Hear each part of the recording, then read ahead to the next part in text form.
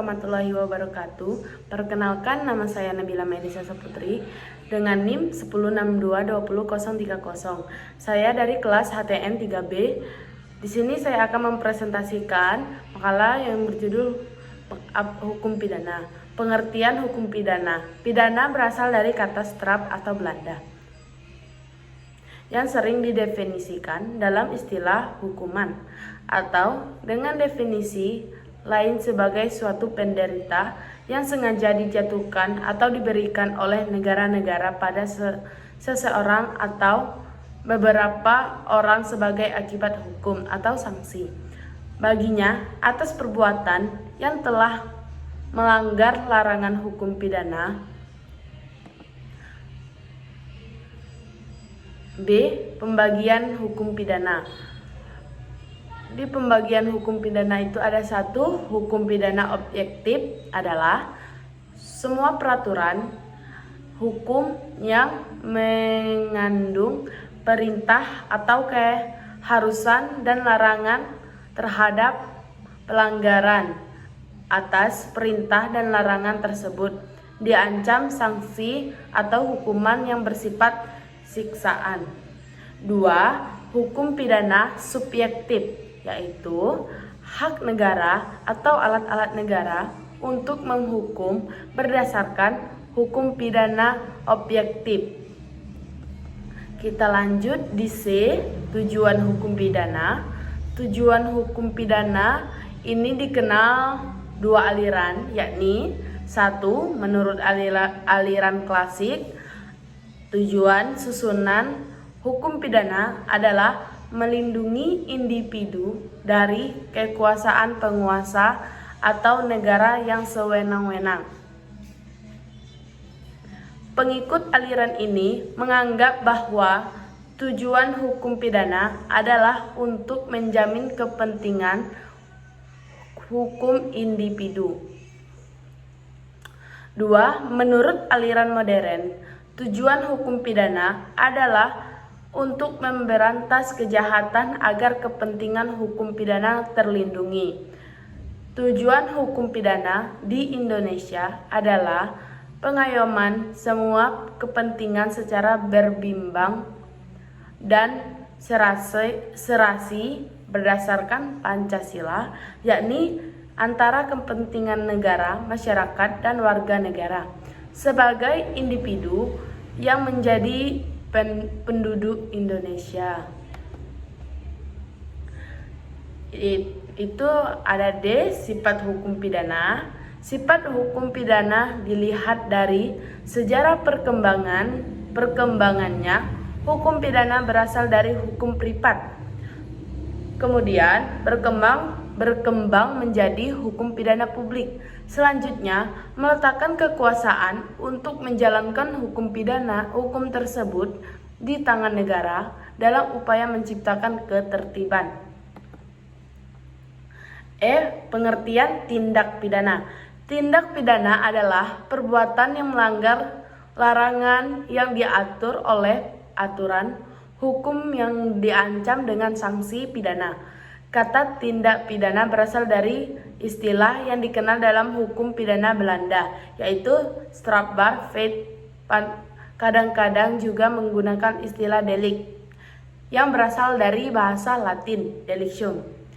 7. Menurut Pompe, strafbaar secara teoritis dapat merumuskan sebagai suatu pelanggaran norma yang dengan sengaja ataupun dengan tidak disengaja telah dilakukan seorang pelaku, di mana penjatuhan terhadap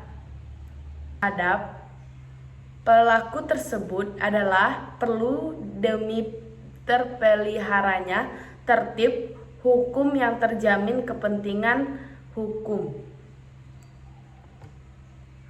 F. Unsur-unsur tindak pidana. Teori pidana mengenal dua pendirian tentang pengertian dan unsur-unsur tindak pidana.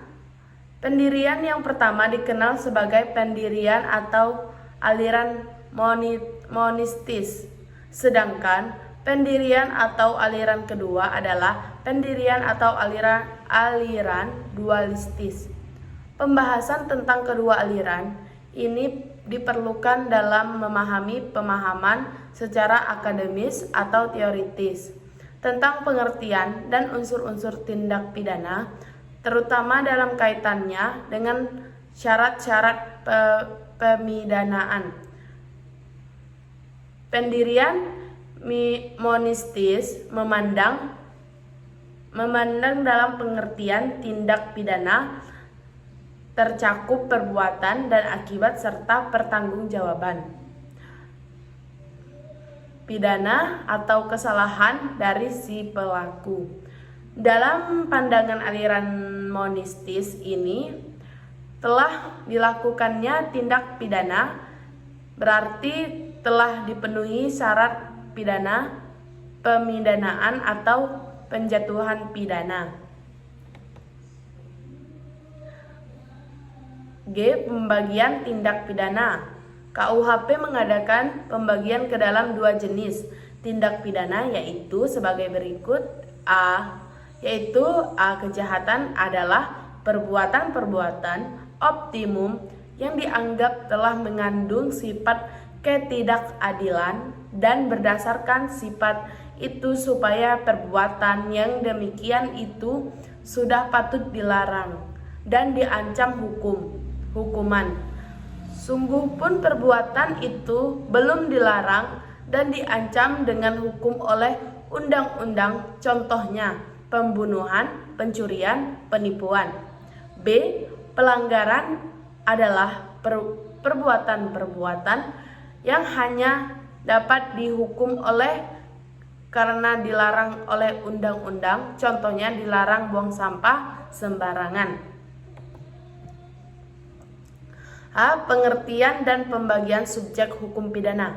Subjek hukum pidana adalah suatu yang oleh peraturan perundang-undangan dianggap dapat melakukan tindak pidana dan dapat dipertanggungjawabkan secara pidana atau dikenai sanksi pidana. Jadi, subjek hukum pidana merupakan perilaku tindak pidana yang berdasarkan undang-undang, dapat bertanggung jawab dan dikenai pidana. Subjek tindak pidana meliputi orang atau manusia alamiah dan korporasi atau persyarikatan, baik yang berstatus badan hukum maupun bukan badan hukum. Baik, itulah presentasi dari saya. Sebelum saya mengakhiri, saya akan menjelaskan kesimpulan dari presentasi saya adalah hukum pidana adalah suatu keseluruhan dari asas-asas dan peraturan-peraturan yang diikuti oleh negara atau suatu masyarakat. Hukum umum lainnya di mana mereka itu sebagai pemelihara dari ketertiban hukum umum telah melarang dilakukannya tindakan-tindakan yang bersifat melanggar hukum dan telah mengaitkan pelanggaran terhadap peraturan-peraturannya dengan suatu penderitaan yang bersifat khusus berupa hukuman. Baik, itu saja presentasi dari saya.